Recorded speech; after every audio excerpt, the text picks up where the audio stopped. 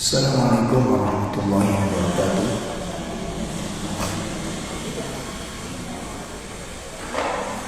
Alhamdulillahirabbil alamin. Alladzi arsala rasulahu bil huda wa dinil haqq liyudhhirahu 'ala dini kullih wa kafa billahi syahida.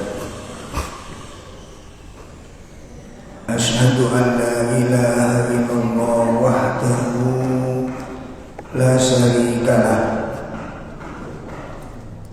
wa asyhadu anna Muhammadan abduhu wa rasuluh.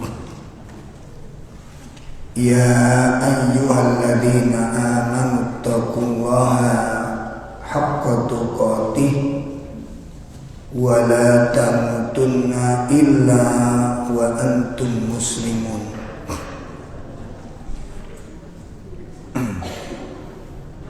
Allahumma salli wa sallim wa barik ala nabiyyina Muhammadin wa ala alihi wa ashabihi wa man tabi'ahum bi ihsanin ila yaumiddin. Amma ba'd. Ikhwatul iman rahimani wa rahimakumullah. Ibu-ibu sekalian, jamaah majelis taklim yang semoga dimuliakan Allah Subhanahu wa taala.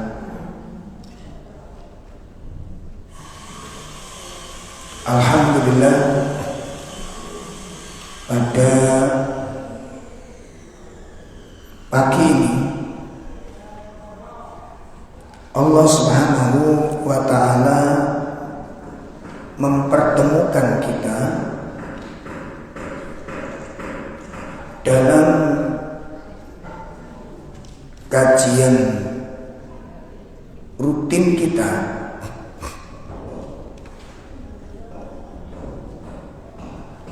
mengharap kepada Allah Subhanahu wa taala kita memohon pertolongannya.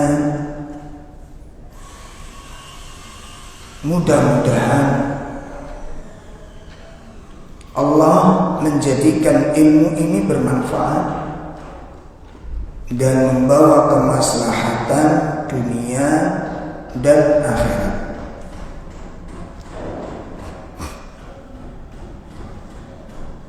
Nah,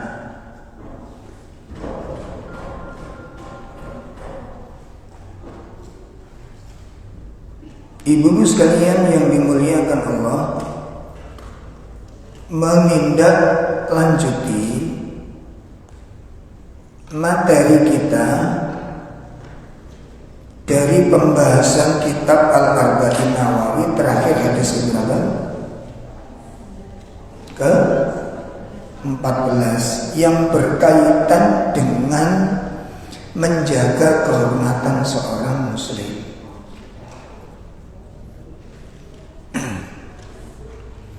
Nah, untuk penjelasan lebih lanjut melihat tentang keistimewaan Islam, kemuliaannya, keagungannya, maka di sini kita akan membahas tentang daruriyatul khams. Daruriyatul khams, 5 perkara penting yang dijaga oleh Islam. 5 perkara penting yang harus dijaga oleh Islam. Nah, perlu kita ketahui jamaah sekalian, daruriyah ini adalah hajat, kebutuhan pokok. Daruriyah itu kebutuhan pokok. Jadi ada 5. kebutuhan pokok yang benar-benar diperhatikan oleh Islam. 5 kebutuhan pokok yang benar-benar diperhatikan oleh Islam. Dan ini dengan menjaga 5 perkara ini menunjukkan tentang apa? Kemuliaan dan keindahan Islam. Ini buktinya di situ nanti. Apa saja 5 perkara tersebut? Mari kita simak. Yang pertama adalah hifdzuddin. Yang pertama adalah hifdzuddin, menjaga agama. Menjaga agama. Ini yang pertama.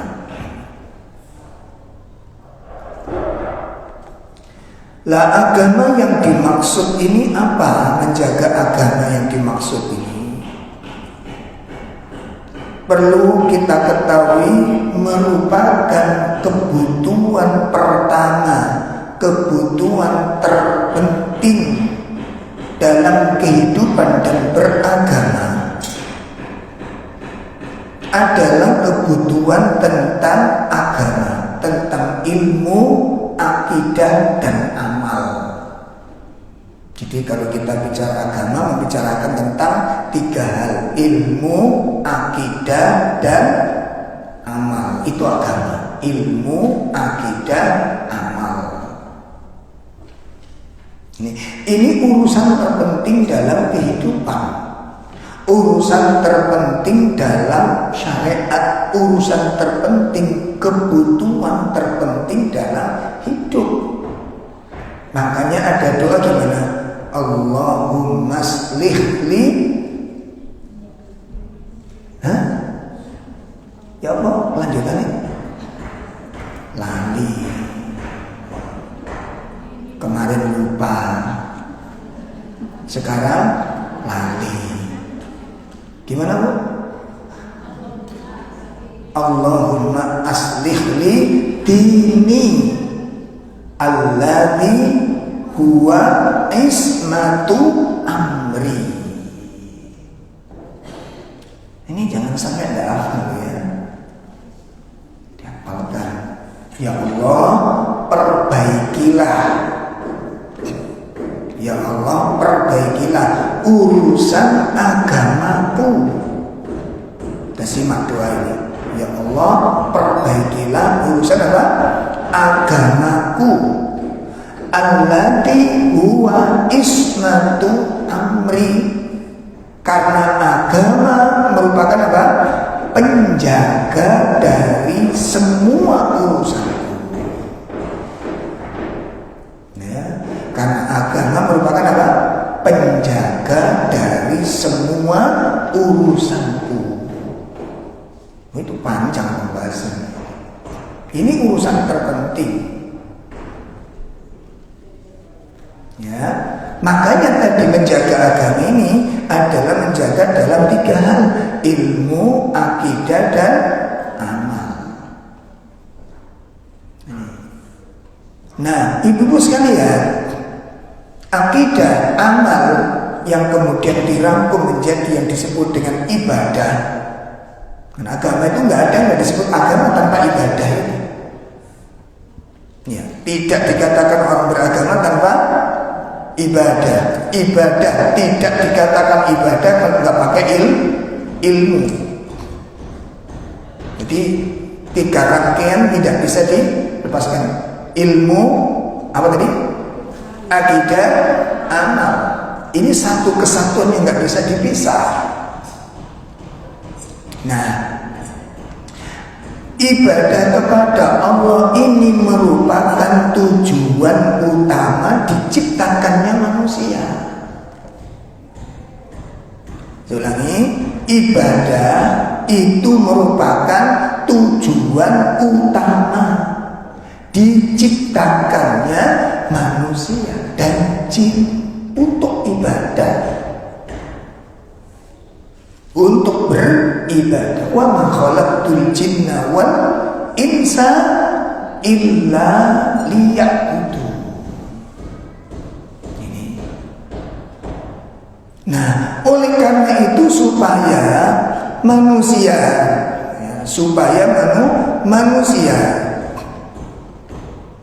bisa mencapai, saya ulangi, supaya manusia bisa mencapai. Kian mampu ngasih pulang ini. Ya sekarang ini pribun. Saya lepas dulu ya.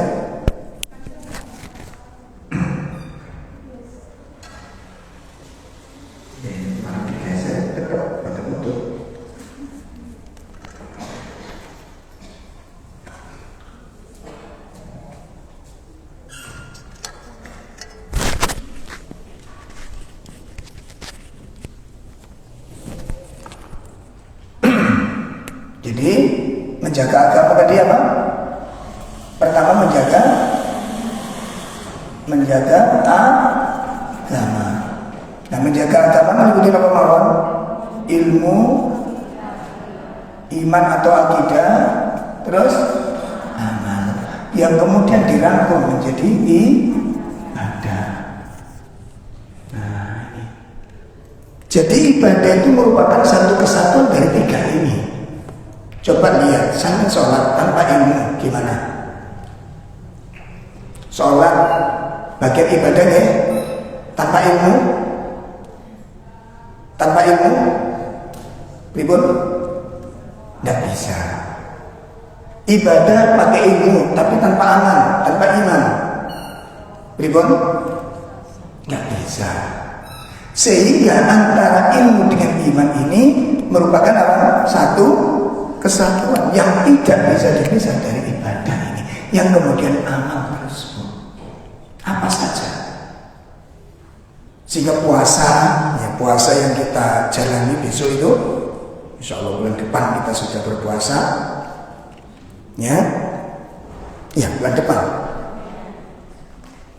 Itu kan Allah katakan apa?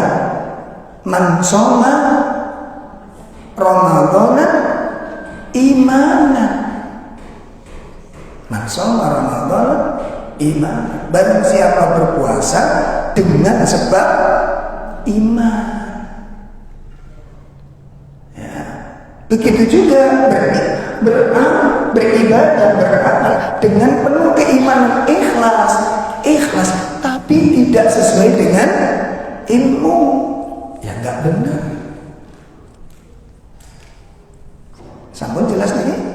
Nah, ini menjaga agama. Oleh karena itu, maka untuk terwujudnya ini, tadi sudah disebutkan bahwa ibadah merupakan apa?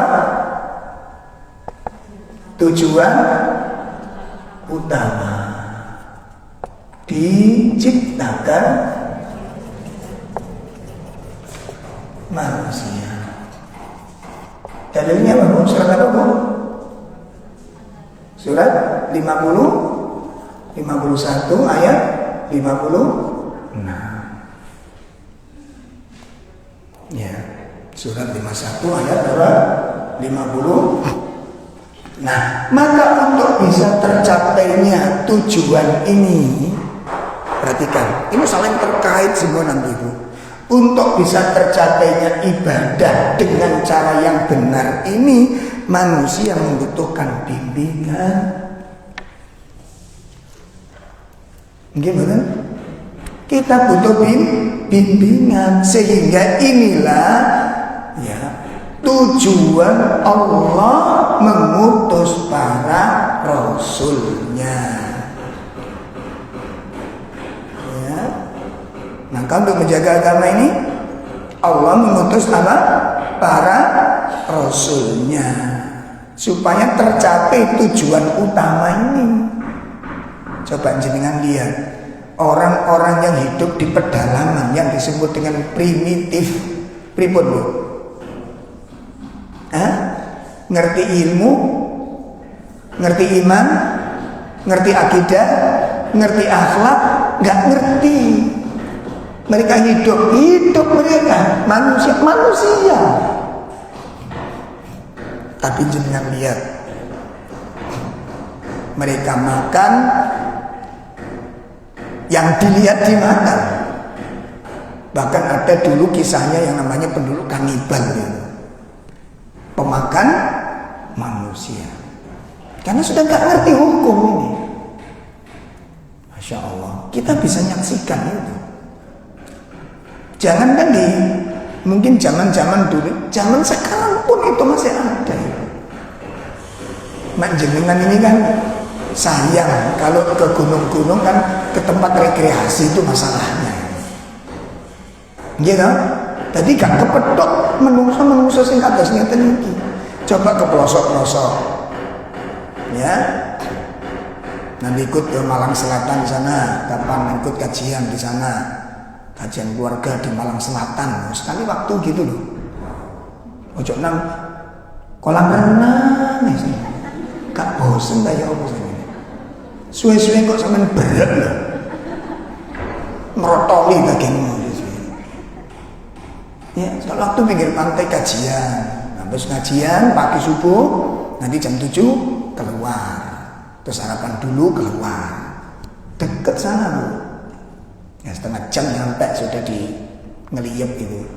Gue pengen ketemu nih, norok gitu. Lalu lumayan, sampai kenalan. Atau balik Kambang. Nah, kalau ke barat itu ke ngeliyep, kalau ke timur ke balik Kambang. Nah, dekat. Monggo diagendakan kapan sak bojone dijak. Sing gak duwe bojo ya ndolek bojo dhisik.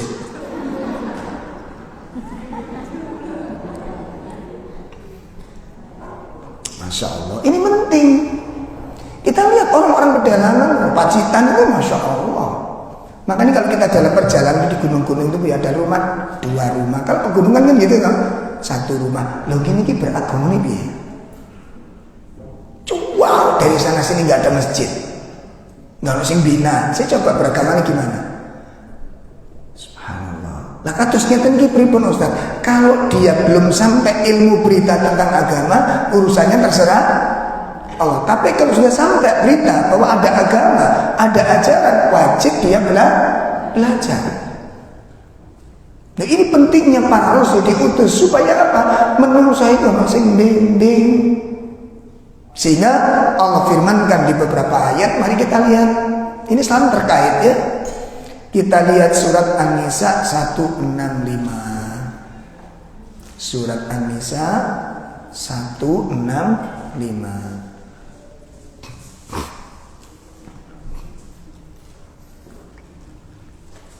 Surat berapa? 4.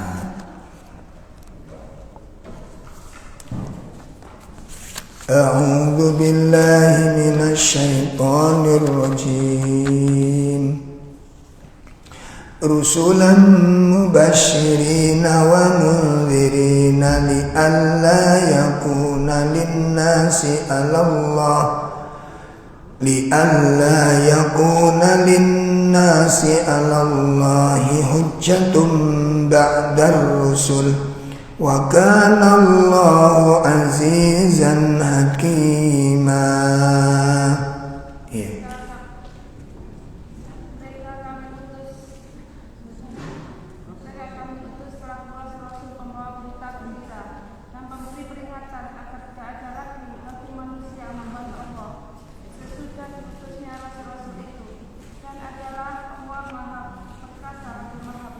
Yeah. Rusulan mubasyirin, ya. Rasul-rasul itu adalah sebagai pembawa berita gembira dan pemberi peringatan, diingatkan, dinasehati, ya, agar tidak ada alasan bagi mereka, ya, untuk membantah Allah setelah datangnya para rasul tersebut. Ini pun itu ayat pertama. Jadi Nabi diutus untuk apa? Memberikan mendidik, tujuannya begitu, mendidik, mengajar tentang tujuan hidup ini untuk apa. Dalil kedua, kita lihat surat An-Nahl ya, ayat 36. An-Nahl ayat 36.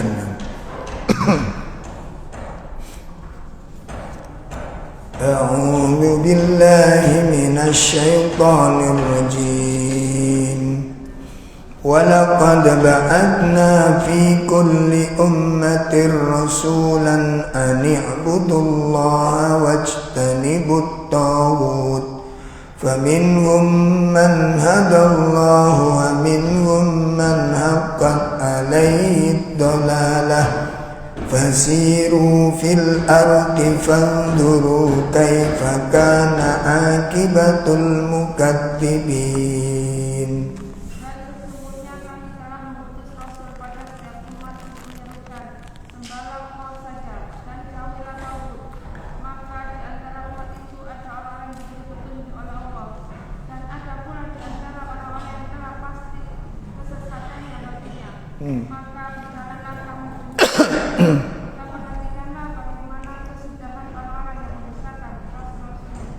Dan sungguh kami telah mengutus ke tengah-tengah umat. Ya, kami telah mengutus ke tengah-tengah umat. Ya, seorang utusan. Apa tujuannya Rasul itu diutus? Untuk mendakwahkan pada manusia, menunjukkan manusia. Ya, u'budullaha wajtanibut taghut. Perhatikan, ada berapa tugas dakwah itu? Ada berapa tugas dakwah? Yang pertama apa? Menyeru kepada tauhid. Ya, menyeru kepada tauhid. Yang kedua, melarang syirik. Ini dakwah. Perhatikan, selalu terkait demikian. Begitu juga menyeru kepada ma'ruf, melarang mungkar. Selalu bid'ah. Terus begini terus. Menyeru untuk taat, melarang maksiat. Kok bingung nggak Bu? Kok denger tidak ngomong nih? Pun perhatikan, ini dakwah. Dakwahnya Rasul dua terus begitu. Ngajak tauhid, melarang syirik. Ngajak taat, melarang maksiat. Mengajak ma'ruf, melarang mungkar. Terus begitu. Nggak bisa ngajak tauhid, nggak boleh melarang syirik. Kan saya kira dakwah, gak usah nyala-nyala. Gak nyala, ikut dilarang. Jelas nih? Makanya Bu, antara menyeru dengan melarang, itu galak resiko. Menyeru itu galak resiko nih. Kalau resiko ini, makanya dakwah kita ini dilokno dakwah keras, dakwah sulit nyala-nyala orang. Nunjukkan itu salah, itu salah, yang kamu lakukan itu salah, jauhi.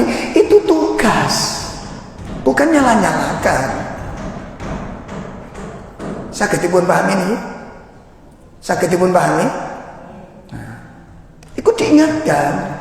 Makanya Rasul itu dibenci, kenapa? Karena melarang.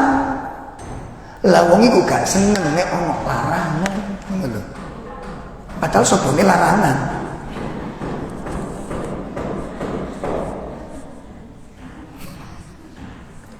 Gak seneng dilarang tapi sapa? Larangan. Lojo. Coba jangan lihat. Ada gak Nabi yang cuma menyuruh satu aja? Ayo sholat, diam. Ayo zakat, larangan. Sehingga sekian banyak Nabi dimusuhi itu bukan karena ngajak, tapi karena melarangnya itu. Coba Nabi dijuluki apa? Memecah belah umat, didapat oleh Nabi julukan itu. Gimana? Maka nek ngaji niku sing enak niku gak usah ngelarang-larang. Jadi wong niku gak ora larangan kabeh akhire. Delesep kabeh. Saged dipahami? Akhirnya mboten ngerti agama itu dua. Kenapa sih kok larangan tetap disampaikan walau orang tidak menyukai? Coba, saya sapa wong kepingin diusir dari kampung halaman, siapa yang mau? Gak mau. Nabi pun gak mau, tapi itu dialami oleh para nabi. Sampun dijelaskan Bu nih. Nah, ini pertama yang paling mendasar dalam menjaga agama. Nabi diutus untuk apa? Mendampingi umat. Nuntun umat. Makanya di Malang itu lagi rame Malang. Jadi ada ustadz senior yang kibras-kibras. Apa kibras-kibras itu kenapa? Hah? Alhamdulillah dengan kedatangan ustadz-ustadz dari Surabaya, dakwah di Malang menggeliat keras sekarang. Alhamdulillah. Ya, cukup antusias. Hujan terus makanya ya penuh pengajian di Malang. Kalau Sidoarjo kan bermukim. Hujan. Alasannya hadis sahih. Hujan deras. Saya kena hujan pilek. Tapi ini dijak belonjo sehat walafiat. Penyakitmu Bu, pancet aja.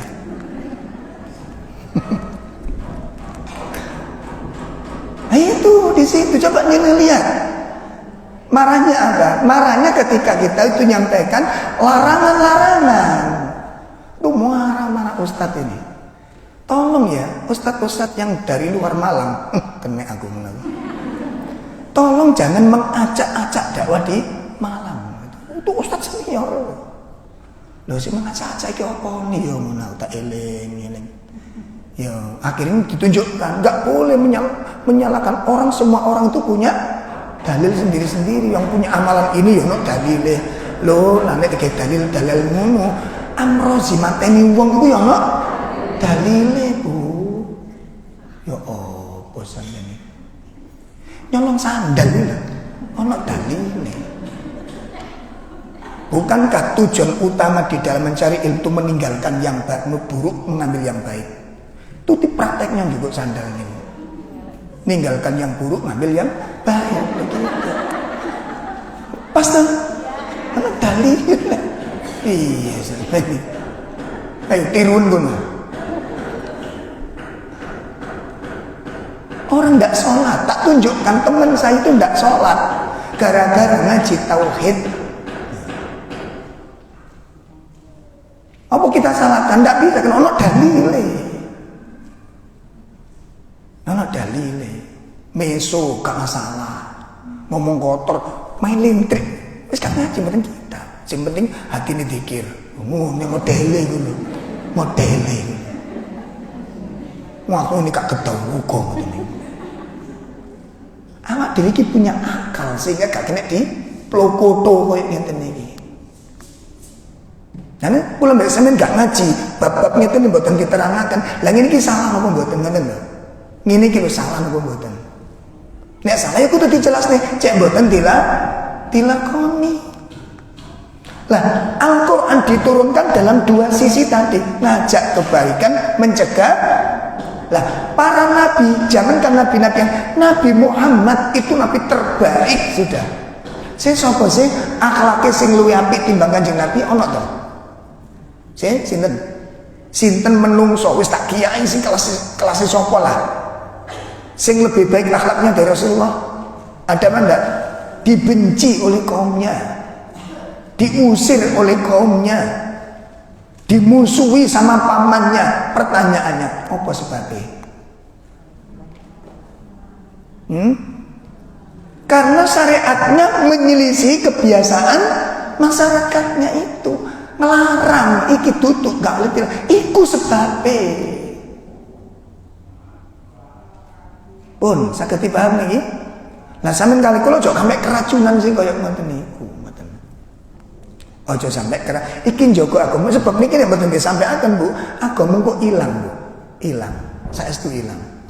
Coba saya bisa aja Bu ngaji, ngajak sholat, keutamaan wudu, keutamaan puasa, keutamaan larangan dikaji bisa.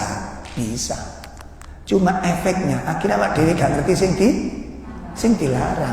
Nek kula mbek sampean nglakoni sebuah perintah, larangan tidak dijelaskan, akhirnya larangan juga dijauhi, amalan ku gak ono gaene. Amalan itu gak ono gaene. Contoh, sampean kali kula menyembah Allah tapi melakukan syirik. Ono manfaatnya? La ilaha illallah tapi nang dukun. La ilaha njaluk nang kuburan. Sih ono manfaatnya? Ngomong la ilaha illallah ono manfaatnya? Ora ono. Kenapa? Batal dengan perbuatan sampeyan niku kan iku. Ono jimat, ono gak wong Islam sing menjimat. Ayo, cocok sampeyan yang nyimpen.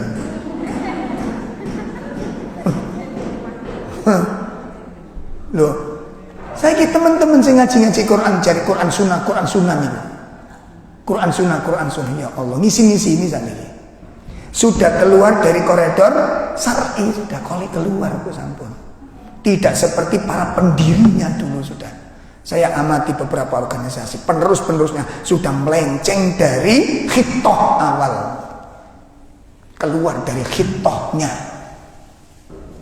Keluarnya jauh banget. Ya, keluarnya jauh banget. Sudah enggak masa tauhid enggak dibahas, syirik enggak dibahas. Masuk pendidikan anak tentang ekonomi dan macam itu yang dikaji. Bukan dilarang, tapi ini urusan yang sangat mendasar. Akhirnya umatnya enggak ngerti tentang tauhid, enggak ngerti, Bu. Akhirnya tiap hari niku acaranya persis kalau enggak ngaji persis pun. Amalan harinya sama sudah. Menikahkan putrinya sama sudah, yang ngedek telur bareng sawat-sawatan ngombe banyu kembang bareng. Piye ini? Gak diterangno. Ndelusuk gak karu-karuan kalau mbek sampean iki. Makane kula mbek sampean akhirnya jadi Muhammad Hindu. Jadi Islam campur Hindu. Bahaya ini. Sementara Allah melarang wala talbisul haqqa bil batil. Lah ngeten iki ngaji ning jaba ora oleh muni ngene ora oleh. Makane kula kemas ya apa carane nggih ngoten. Lah ngomong ngono ku jarine langsung diteror, didatangi, tutup. Lah ya apa terusan? Kok ngene ngaji sakniki iki? Ya terangkan di kaummu, ayo dibantah dengan dalil, bantah dengan dalil gitu loh, atau dijelaskan dengan dalil. Karena kita bukan untuk jelek-jelekan, bukan untuk menerangkan itu perbuatan tidak benar. Jelas ya? Nah kita sampaikan kok, Sampai kemarin waktu di Malang pun saya sampaikan, lha jane kuwalik no. Merawat jenazah, contohnya Bu nggih. Yang kita tahu perawatan jenazah ini ada 5 macam merawat jenazah. 1, memandikan. Harus dimandikan Bu. Terus diwo ora iso. Gitu. Nggih. Ya mbok nek sampean dhewe kok mau isin aku atus dhewe ae. Ya mbok nek sampean kok bae kaya ngono. Enggak jenazah yang tadi ngomong. Bon, yang kedua apa? Kafani. 3 nih. Disolati. 4. Kubur nopo cantolno? Kok bingung ta sampean ya Allah. Diapani? Kuburkan kok ragu-ragu lho. Apa diculno ae? Kok denger-denger nih lho, heran lho sampean iki. Dimandikan, dikafani, disolati, dikuburkan, terus didoakan, udah selesai. Ini yang menurut sunnah. Begitu kita di lapangan kita lihat bagaimana. No, wis kan renang enggak ada macam apa-apa sudah. Mek ngono tok. Iya. Luka itu doanya full ya. Doanya full. Nah, kalau di lapangan kan beda kok ono sing banting kendi. Mau berangkat niku waktu saya perak pasti samping saya waktu apa Mbak? Buat kolo ngono. Buat kolo. Kan dibanting buat samping saya. Mari ngoten setelah itu metuwak ketiban duit recek. Apa maneh? Allah. Beras kuning ini. Ayo tak takoni sampean. Iku sing ngongkon sapa? Wis takokno sak mbah-mbahmu, ayo. Oh. Saya sudah terjun ke masyarakat tak tanyakan. Budi, pas di rumah itu ada tetangga kerabat meninggal, saya deketi budi saya lagi nopo ngunyet beras sama kunir. Tak tunggu budi. Jane ngeten iki damel nopo to? Jawabe, nek gak seneng meneng. Lho kok jawabe ngene? Duduk kuwi tak karepne. Nek gak seneng, lho kok gak seneng? Aku iki takon. Iki fungsine tinggo apa? Ngono lho. Nek disirati ngene iki cepet mlebu swarga ta. Nek ngene iki gak dikepuki ning kuburan apa piye? Ngono lho. Kok nek gak seneng meneng iki piye? Iki dudu jawaban. Akhirnya tak terangkan gini loh, nek memang nanti ada tujuannya, ada fungsinya, opo manfaatnya, terus sing ngongkon sapa, tak lakoni, ngono lho.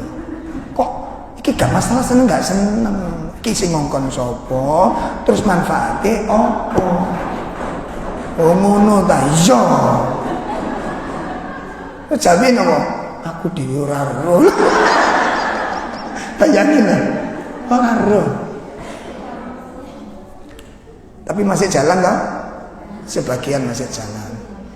Ya. Kemudian ada lagi yang berobosan, Bu. Anake, bojone, bopos Ustaz. Itu ketika mau ditenggolok, mau diberangkatkan, itu biasanya kan ada sambutan. Nah, di saat sambutan itu ono wong sing kreatif ngeten iki. Ono wong sing apa? Kreatif. Nah, kalau saya yang ditunjuk menjadi pemandu, saya larang, Pak, jangan dipikul, diturunkan. Ayo, proposo. Orang iso. Saya turunkan. Setiap saya mandu, tidak boleh. Pasti mau kecolong. Saya pernah kecolongan itu. Masih ana apa niki? Ustaz saya serahkan ke jenengan. Oh nggih, pun diandosikan. Nak, nggak usah ngene nggih. Nggih, Pak De. Nggih Ustaz, pun purun pun. Kita napa niki? Sambutan. Pamane gak nerima nih. Ndi anake. Napa paman? Iki jam propos. Mboten. Wis kula karepku. Lho ngono ae. Nek bisa tukaran gara-gara ngene to. Iki nek dilarang tawuran to. Keturutan tawuran Ibu. Ngeten niki adat istiadat sing gano asal usule. Ya sembuh sampean gregeten. Bu Ustaz Roku kok Muhammadiyah Muhammad terserah. Urak-urak kan jenenge. Wis terserah. Ora ono asal usul itu. Jelas ya? Nah, setelah itu ono sing cuci muka bekas mandikan cek gak iling-iling ora iso. Tetep eling. Wong wingi urip saiki mati kok gak eling piye? Wong wingi ono saiki ora ono kok gak eling tekan ndi ora iso. Nggih mboten? Eling-eling. Gak iso, alasan gak logis nih. Gak logis. Engko nek berjalan 1 bulan, 2 bulan, 3 bulan mulai nali. Soalnya apa? Pengunjung niku nasihate muni ngono, wis Mbak, aja dieling-eling ae. Lalek. Iku nek sing lanang krungu apa gak gregeten sampeyan. Ayo coba bayang, lho wong iki kurang ajar. Aku dikongkon ngelah. Iya sampe. Akhirnya sampai di kuburan pun unik-unik. On sing nggawa gedang. Betul kan?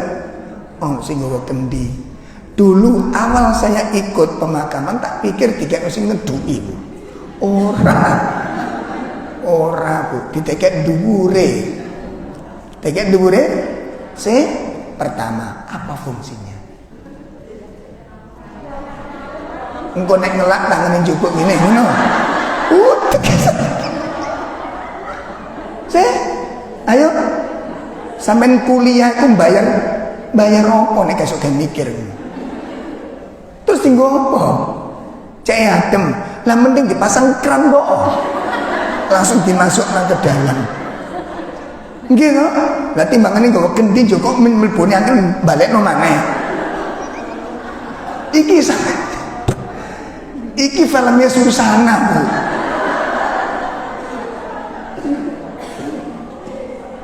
Astagfirullah. Gak nalar. Lah itu saya ingatkan, ini ku ngamuk-ngamuk Ustadz ini. Ustadz dari Quran Sunnah yang ngomong, bukan dari kalangan masyarakat awam. Quran yang menyatakan, Ustadz yang menyatakan Quran, hadisnya jinnya. Wah, setelah itu setelah dimakamkan sebelum diadani. Nah, sing lucu di sini ada adzan, ada iqomah sekarang, Bu. Dulu hanya adzan, sekarang ada iqomahnya. Memang kan inovasi tiada henti.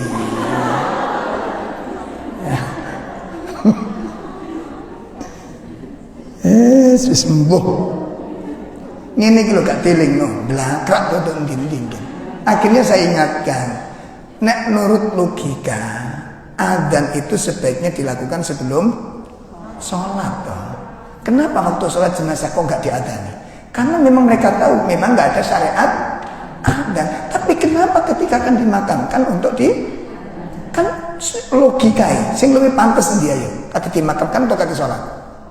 Kata sholat, tapi semua menyatakan dan semua menyepakati kata sholat itu kan adzan.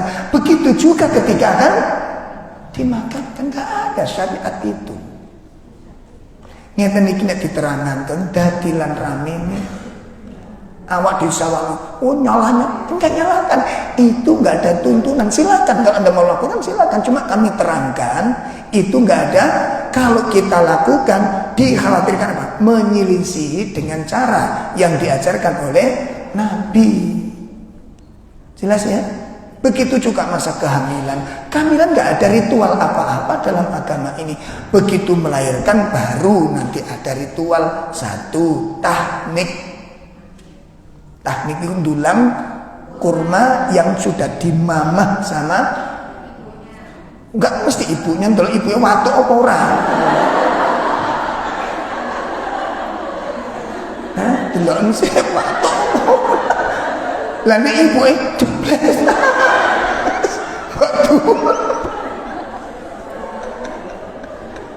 Gak mesti ibunya, mbahnya boleh, pamannya atau orang soleh minta ustaz.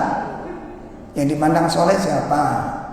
Ya, itu di bidan-bidan rumah sakit sudah banyak yang tahu. Kita nih Pak nggih, tahu mereka sudah tahu. Ngaten. Kalau sampean kan punya cara yang lebih lembut. Niku nggak usah ditulang sangi kan, kalau sangi kurma. Gitu. Nah, itu jenenge inovasi tiada henti. Wong sunah ini ku pama, ngaten lho. Dipama.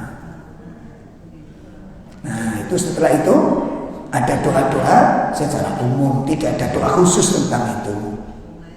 Ya, adapun diadani itu dalilnya dhaif jiddan, sangat lemah. Sangat lemah.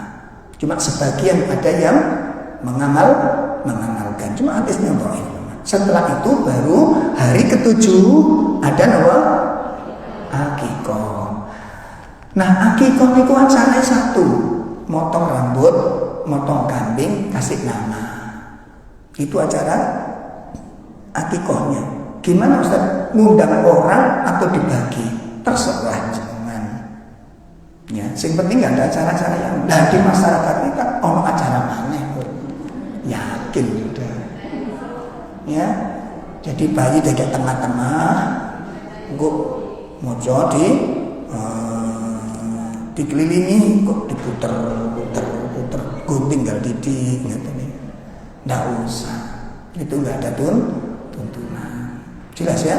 Jadi dibagi-bagi kan boleh, tidak masalah. Dibagi-bagi tanda tangan kiri. Atau kalau memang nggak mampu, gimana kalau nggak mampu? Ya nggak usah dipaksakan. Hutang boleh nggak? Boleh dengan catatan sing digawe jagani nyaur ono gitu. Boleh hutang. Kata ini pendapat Imam Ahmad. Ya, pendapat Imam Ahmad. Jadi boleh hutang dengan catatan sing digawe nyaur ono. Nah itu. Kemudian rambutnya ditimbang harga perak. Bukan harga emas, harga apa? Perak.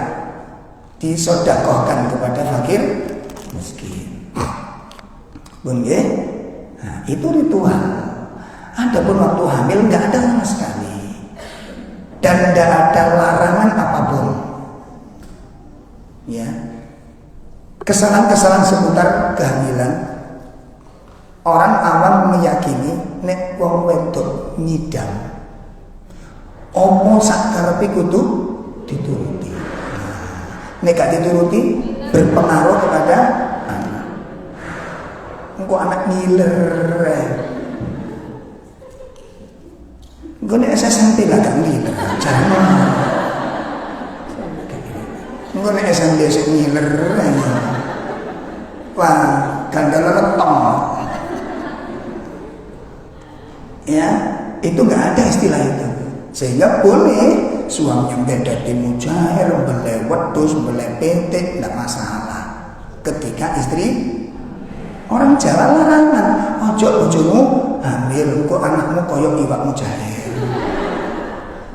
Ada kan begitu kan? Istilahnya kualat gitu. Nggak ada istilah seperti itu. Nggak ada.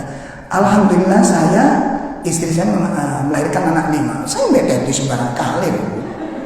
Belai wedus, belai sembarang kali. Dan saya yakin anak saya nggak akan niru kambing. Saya yakin. Kenapa? Karena istri saya nggak melakukan perselingkuhan dengan mereka.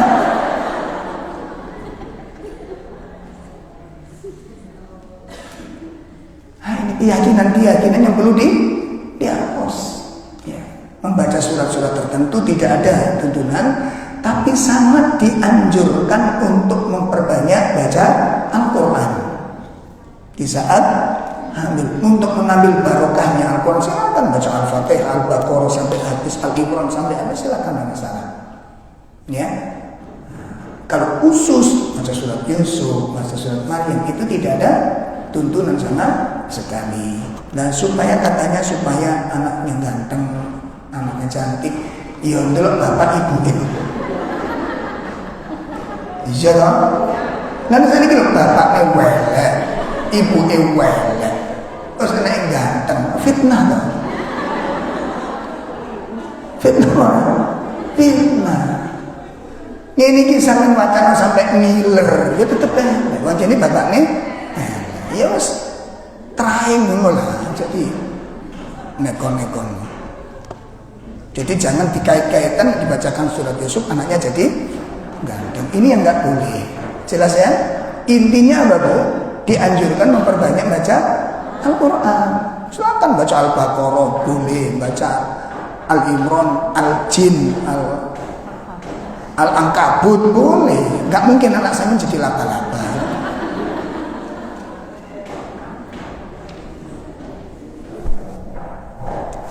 Lah hal-hal seperti ini itu kalau nggak diterangkan, masyarakat itu nggak ngerti selamanya.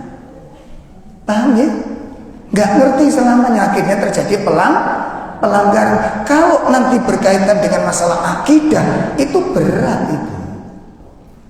Berat masalah akidah itu. Ya, seperti kalau di tempat saya ya, alhamdulillah sekarang sudah hilang. Jadi kalau istrinya hamil waktu acara apa itu 4 bulan ini ya, itu harus ambil degan 2 macam, 2 buah, digambari wayang Janoko. Janoko itu dikenal wayang paling ganteng, cuma senengannya Rabian. Nah, kamu gak ngerti Rabian ini. Itu Janaka, Arjuna itu doyan nikah, di mana dia tinggal di situ dia punya istri. Itu Arjuna itu begitu. Loh, kok malah digambangi Arjuna? Piye? Jelas ya?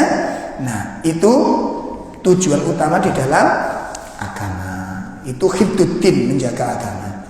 Nah, realisasinya, kesimpulannya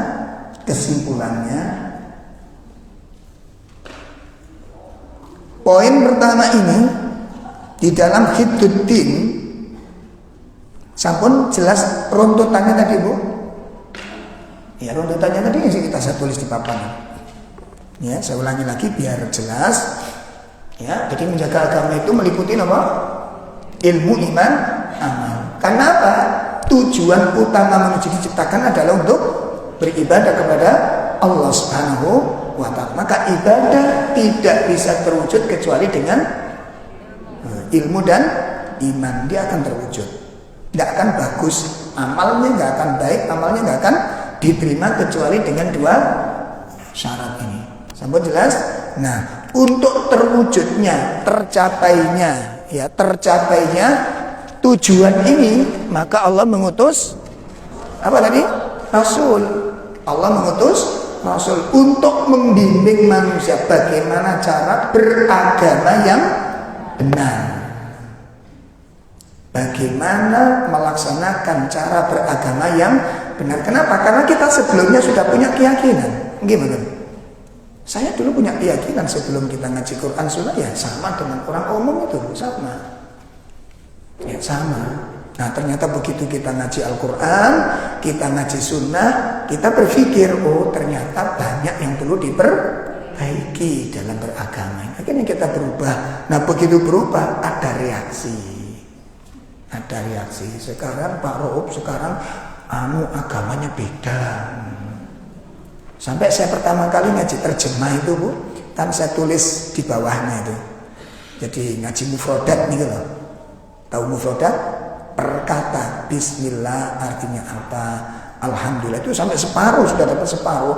Itu mau dibakar sama kakak saya. Dianggap kitabnya beda. Tak terang orang nyantol. Mboten paham. Wis pokoke iki beda karo masyarakat. Nah, itu yang jadi standar. Makanya saya pernah bilang, kalau orang tidak pakai Al-Quran dan Sunnah yang sahih, cara beragama 3. 1, mengikuti hawa nafsu. Yang dianggap benar itulah kebenaran. 1. Gimana? Jadi menganggap kebenaran sesuai dengan apa? Hawa nafsu, yang menurut perasaannya. Yang kedua apa? Sesuai dengan umumnya orang. Mengikuti mayoritas piye to, koyo biasane wis gak usah aneh-aneh, wis koyo umumnya lah gitu. Ini disalahkan oleh Al-Qur'an. Yang ketiga, sesuai dengan adat istiadat nenek moyang. Ini 3 pilar yang dilakukan oleh orang awam di dalam beragama. Kalau tidak mengambil pengambilan ilmu dari para nabi alaihi wassalatu wassalam. Pun ya? Nah, jadi kesimpulannya apa sekarang? Kesimpulannya di dalam menjaga agama itu, pertama, berusaha untuk mempelajari agama dari sumbernya, yakni dari Al-Quran dan Sunnah yang sahih. Ini pertama, mempelajari apa tadi? Agama sesuai dengan dari sumbernya yang sahih. Kemudian berpegang teguh kepada agama itu, yakni mengamalkan ilmu yang dipelajarinya dan menyampaikannya kepada orang-orang di sekitarnya. Ini poin pertama. mempelajari agama ini dari sumbernya dan berpegang teguh sekaligus mengamalkannya dan menyampaikannya. Diajarkan kepada anak-anaknya cara beragama yang benar ini. Jadi pun sampai ibu punya pemahaman, anak punya pemahaman yang berbeda, itu jangan sampai. Sekarang saya temukan untuk masjid-masjid yang sudah kehilangan generasi banyak di Sidoarjo ini. Ya, di Sidoarjo aja yang kemarin saya tanya, dulu saya baru masuk itu ada ibu-ibu sepuh-sepuh gitu. Ada sekitar 35 orang. Setelah itu saya sering keluar kota, saya gantikan ustadz lain. Setelah saya sudah kondusif, saya balik lagi ngajar, tinggal 7 orang dari 30. Saya tanya, tak pikir si Mbak ini ikut cucunya, ikut anaknya gitu. Ini kemana saja? Kok tinggal 7? Saya bilang. Akhirnya si ketua majelisnya bilang, matek nggak situ? Oh, matek nggak situ? Saya tanya, loh putri-putrinya kemana? Itu putri-putrinya nggak ada yang mengikuti jejak orang tua. Ayo diperhatikan. Tanggung jawab kita sangat besar di hadapan Allah Ta'ala. Makanya nek nikah anak ojo syukur nikah. Ditelok akidai, ditelok agama. Misalnya kok mburi ini ku tuntutannya jenengan kena. Maka mburi ini tuntutannya. Dan sekarang zaman sekarang banyak orang tua tidak memperhatikan masalah seperti ini. Banyak orang tua tidak memperhatikan masalah seperti ini. Berat tanggung jawab dengan hadapan Allah Ta'ala. Itu yang pertama ya. Yang kedua apa? Yang kedua beriman kepada Allah. Ya, beriman kepada Allah, mencintainya,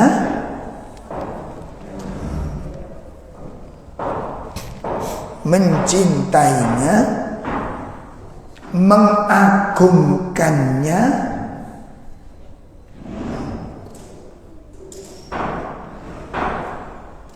ya, serta mengenal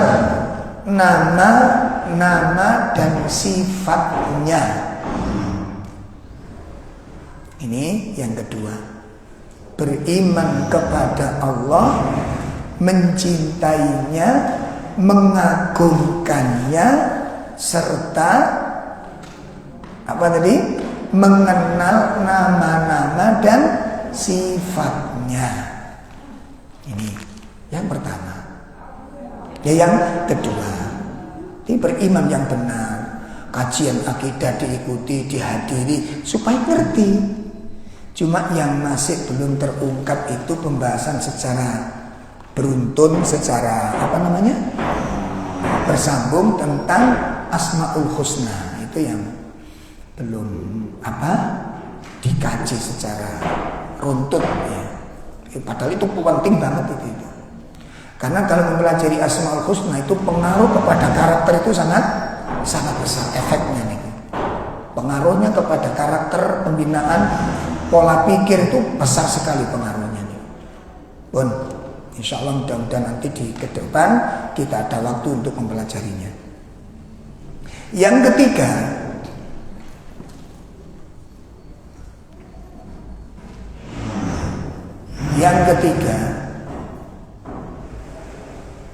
menjauhi perbuatan syirik.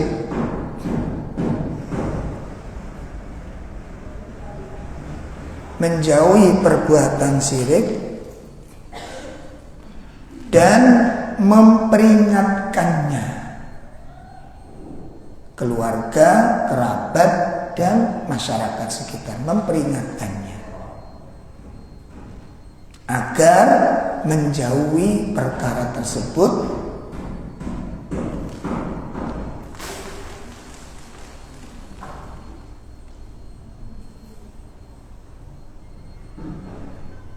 Ya, jadi menjauhi perbuatan syirik dan memperingatkan keluarga, kerabat dan orang di sekitarnya agar menjauhinya.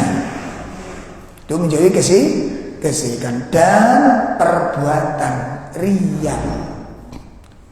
Dan juga menjauhi perbuatan apa? Riya. Dijauhi perbuatan riya. Nah ini, makanya jenengan nanti kudu nyata ini kudu kena bu. Bahas masalah nyata ini kudu hati. Saya pesan ke jenengan, kalau ngomong-ngomong berkaitan begini, itu jangan banter-banter. Ketika ngobrol dengan orang-orang yang mungkin belum ngaji sama sekali, itu jangan sampai melebihi kapasitas nanti khawatirnya apa? Justru fitnah yang didapat. Karena kita tidak piawai di dalam menjelaskan, menimbulkan fitnah. Jadi nanti kalau ada pertanyaan-pertanyaan yang sekiranya bisa menimbulkan fitnah, larikan kepada pas kajian. Kalau bisa hadir ke kajian, bisa nanti datang ke langsung bisa mendapat penjelasan dari Ustadz gitu. Karena nanti kalau jenengan yang terangkan khawatir dengan terbatasnya keilmuan sekaligus cara. Soalnya kalau mbak Salah ini kadang-kadang kayak tukang pijet nyet nanti kok mari. Itu khawatirnya. Seringkali kita temukan di lapangan begitu. Mbak kita ini ngomong kalau kita mari bisa. Iki sih nggak ada kecoan ini. Bahasanya tidak salah, cara yang disampaikan perlu diatur gitu loh. Jelas ya? Karena nanti bisa meramalkan kepada ada syubhat. Apa? Ada syubhat. Apa syubhat itu? Dalil yang bukan miliknya dijadikan sebagai dalil, begitu loh. Paham ini? Dalil yang bukan miliknya. Artinya dalil bukan miliknya itu ngambil dalil dijadikan pembenaran. Sama di beberapa kajian saya lihat ustadz-ustadz yang masya Allah metode ceramahnya bagus, cuma begitu menjelaskan tentang sesuatu ini ada subhatnya. Contohnya gini ya, ada seorang ustadz yang sudah gak karu-karuan ya, pinternya insya Allah dari sisi keilmuannya kita akui, cuma begitu menjelaskan tentang maulid. Nah, tentang apa? Nah itu orang rame kan, apa hukum maulid dan macam-macam. Maulid dengan maulud, tutup mulut nih. Maulud ini maknanya beda. Ya, maulud orang yang dilahirkan, maulid kelahiran, maulid Rasul kelahiran Rasul. Kita percaya, wajib percaya kelahiran. Saya dipahami ini. Siapa yang menolak kelahiran? Yang gak mau toh. Masa mau nek Nabi lahir aku gak terima masa ngono. Ya salah dong. Saya dipaham. Nah, persoalannya itu memperingatinya. Yang jadi soal itu di sini. Dan itu pun nanti ngerembet ketika merayakan acara tersebut itu kan ngapunten. Seringkali kita temukan ada yang berdiri. Dan kemarin di sini ada yang ceramah demikian. Jadi kalau kita ngadeg niku ada yang langsung melihat Nabi datang pakai jubah hijau. Loh, pertanyaan saya sederhana saja. Istri-istri Nabi pernah nggak menyaksikan peristiwa ini setelah Nabi wafat? Pernah nggak mereka sekali aja melihat, oh Nabi sak keleraman, keliwer, oh Nabi, kok gak mampir? Satu misal. Pernah ada yang dengar riwayat istri yang sangat dicintai beliau disambangi oleh Nabi? Tak pernah. Sahabat-sahabatnya, mertuanya, mantunya, ada nggak yang pernah oh tadi malam aku dikunjungi Nabi loh. Masa sih? Iya, aku pas makan telo gitu. Atau pas sholat apa gitu. Pernah nggak ada? Nggak pernah. Padahal mereka siapa yang paling berhak untuk didatangi Nabi? Siapa yang paling berat? Tidak pernah menyaksikan sama sekali, walaupun cuma sekali dalam hidup mereka. Setelah Nabi, tidak ada ya. Hari ini sering ketemu kan? Ya Allah. Saya di sini dulu waktu saya jadi marbot, ada seorang pemuda pakai celana agak disisir itu, pakai tasbih di sini. Terus nanya, Mas, kepingin diskusi ya? Waduh, diskusi nih. Monggo Mas. Mas pernah nggak mimpi ketemu Nabi? Enggak. Saya tiap malam, Masya Allah. Saya demi Allah ini ada yang salah di sini. Tak tanya, Mas. Kalau Mas mimpi ketemu Bill Clinton, saya percaya. Soalnya nak foto nih, gitu, nak gambare, wong ini, lambene ini, irunge ini, jelas, mana? Paham ya? Atau jenengan saya ketemu sopo pun jenenge saya sudes, percaya saya, percaya. Kenapa? Ono gambare.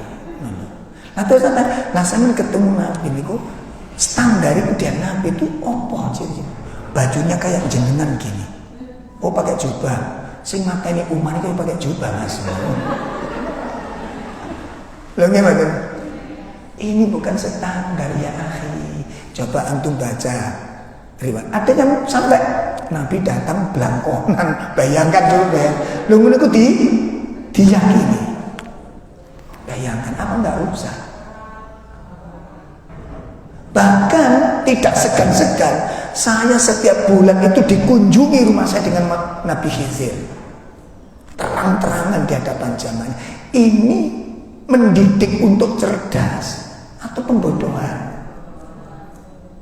Allah. Apa orang yang ngomong aku Nabi Khidir ngono? Ada setiap aneh dianggap, dan itu diceritakan, diyakini. Standarnya apa? Itu loh. Inna uzubillah. Ini namanya takhayul khurafat. Oleh Kiai Haji Ahmad Dahlan mengangkat tema TBC. Itu dakwah yang diangkat oleh Kiai Ahmad Dahlan. Suara tertingginya Kiai Ahmad Dahlan, TBC, tahayul khurafat bid'ah.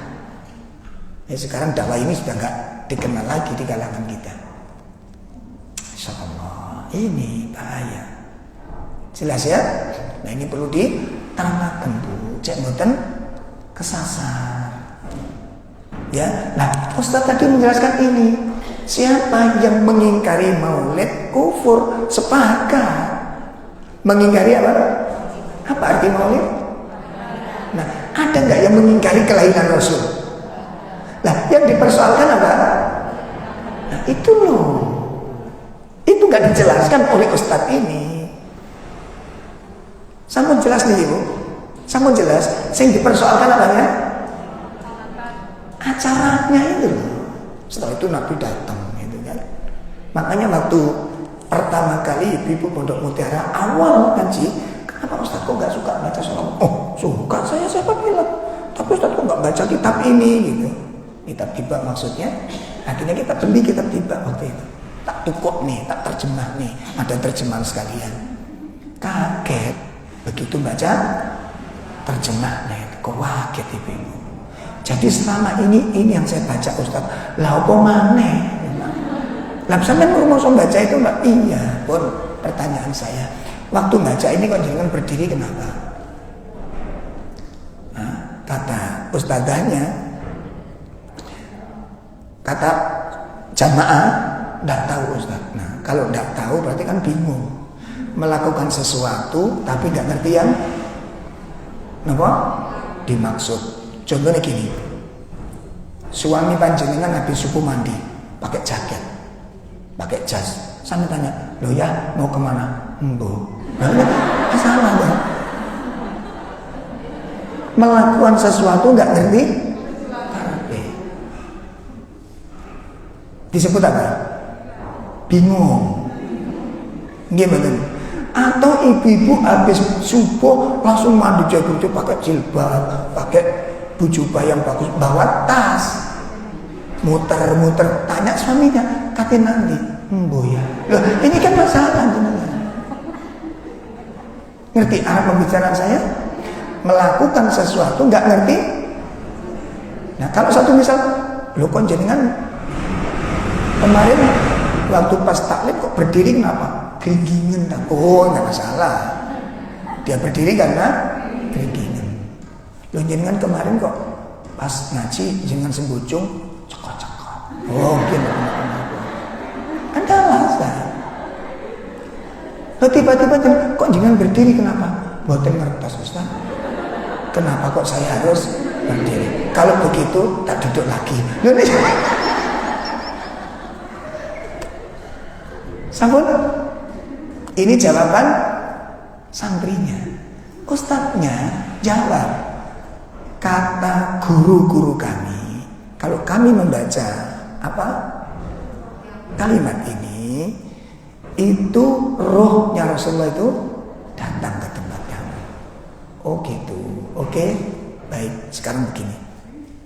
Satu, kalau Nabi betul yang diyakini begitu, pertanyaan, rohnya Rasul itu berapa?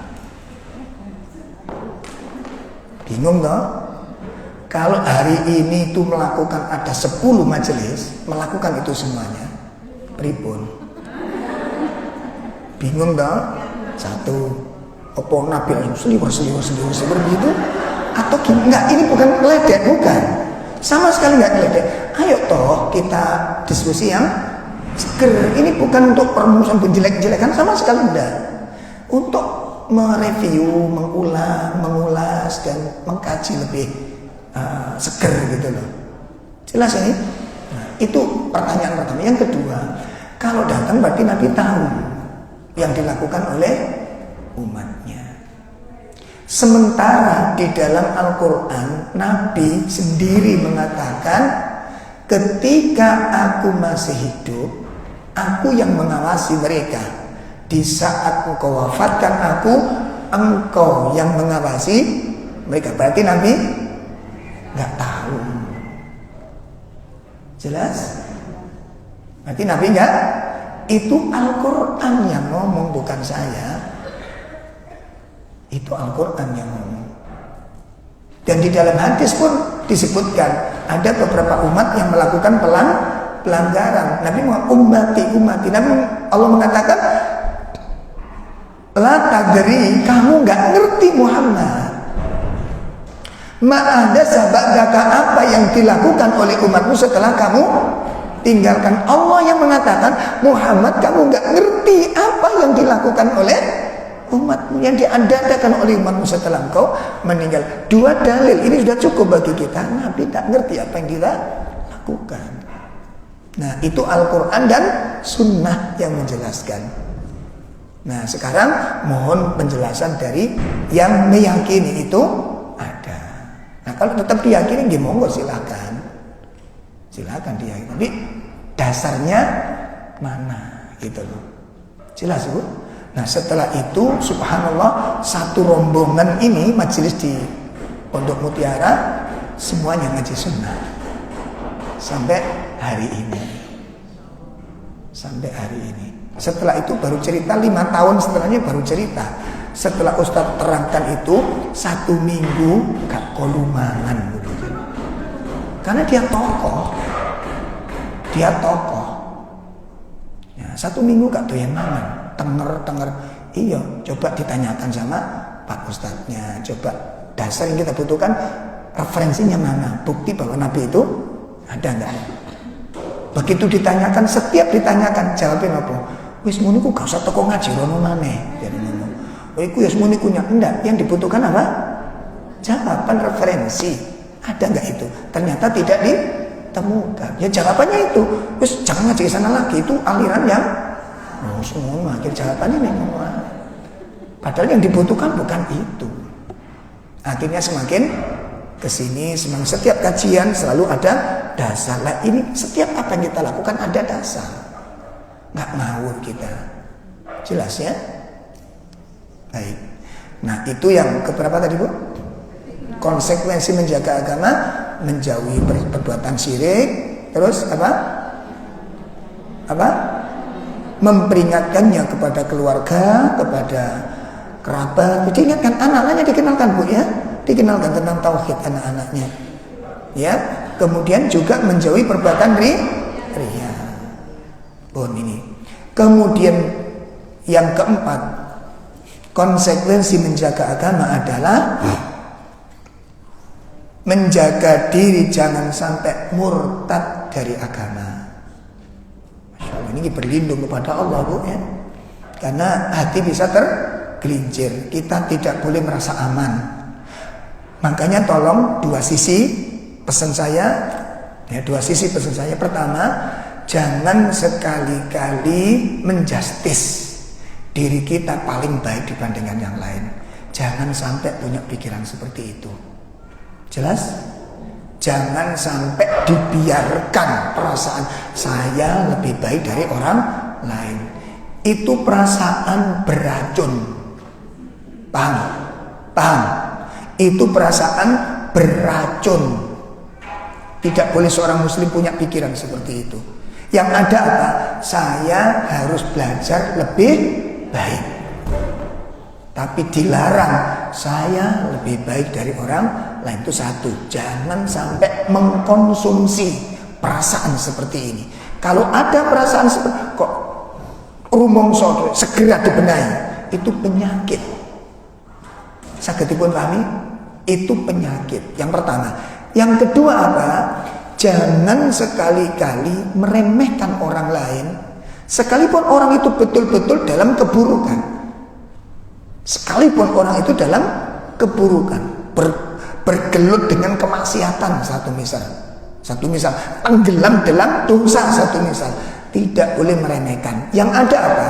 Satu, berlindung dari perbuatan tersebut. Yang kedua, mendoakannya. Jelas? Jadi kalau kita ketemu dengan pelaku maksiat, apa yang kita lakukan? Satu apa? Berlindung kepada Allah dari perbuatan itu. Yang kedua apa? Mendoakannya. Yang ketiga, kalau memungkinkan, mendekati dan mengingatkannya. Jelas? Kenapa sih Bu? Karena bisa jadi kalau kita caci maki, kita celah, besok satu saat kita bisa lebih buruk dari dia. Tolong diingat-ingat nih. Kenapa? Hati ini bisa tergelincir Ibu. Hati bisa tergelincir. Itu tak wanti-wanti betul begitu ya. Jadi yang keempat, menjaga diri dari perbuatan murtad. Dan apa? Memerangi orang murtad. Memerangi orang murtad itu bukan kok ketemu orang murtad kemudian dipukul, bukan. Diingatkan, diajak kembali kepada agama. Nah, ini. Kemudian yang kelima, menjaga diri dari perbuatan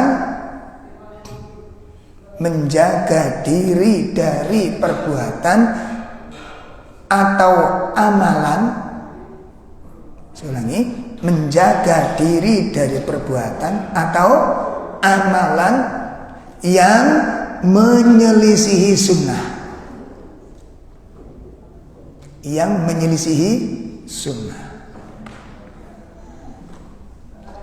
Nah, itu hanya perkara-perkara baru dalam agama dijauhi. Ya, dijaga jangan sampai terperangkap dalam masalah tersebut.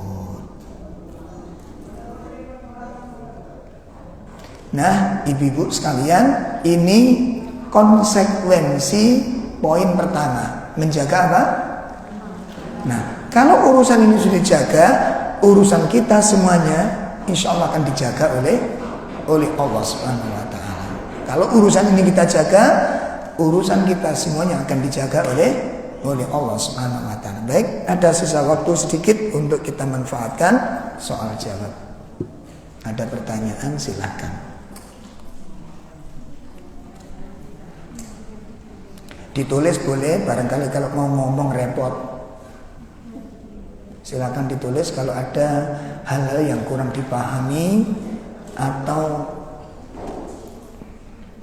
yang kurang dimengerti.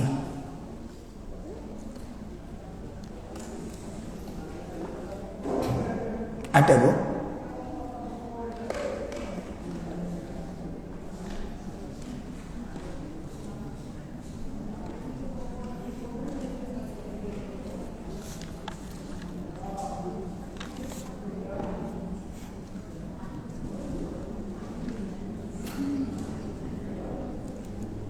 Ada yang ditanyakan?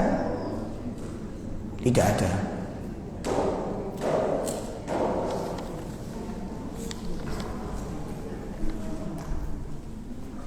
Baik, kalau memang tidak ada, jangan diada-adakan. Kita cukupkan. Dan saya pesen ibu-ibu ketika punya problematika yang memang akal pikiran kita tidak sanggup, itu jangan diputuskan pada saat itu. Jelas? Kalau ada masalah yang akal kita nggak sanggup, jangan diputuskan pada saat itu. Konsultasikan kepada ustadz-ustadz yang terdekat dengan jenengan. Entah rumahnya dekat, kontak beliau, atau sowan ke rumahnya untuk minta nasihat. Jelas, Ibu? Jadi jangan sekali-kali diputuskan sendiri pada saat itu. Kenapa? Ini sering kita kebobolan, jamaah kita berantakan masalahnya karena diputuskan sendiri. Masalah apapun, coba konsultasikan. Karena nanti begini, tidak semua masalah itu harus kita yang menyelesaikan. Masalah itu kalau kita punya masalah, kita hadapi sendiri itu rasanya kok berat, Ibu. Tapi begitu kita lempar kepada orang lain, itu punya cara pandang yang berbeda, dilihat dari arah yang berbeda, ditemukan jalan keluar begitu mudah sebenarnya. Jelas ya? Jadi mohon dengan sangat jangan sampai permasalahan-permasalahan dihadapi sendiri, kemudian diputuskan sendiri menurut dengan segala keterbatasan ilmu dan pemahaman, lalu disimpulkan dan diputuskan. Jangan, karena bisa jadi menurut pertimbangan orang lain itu tidak sama. Sakit paham ya?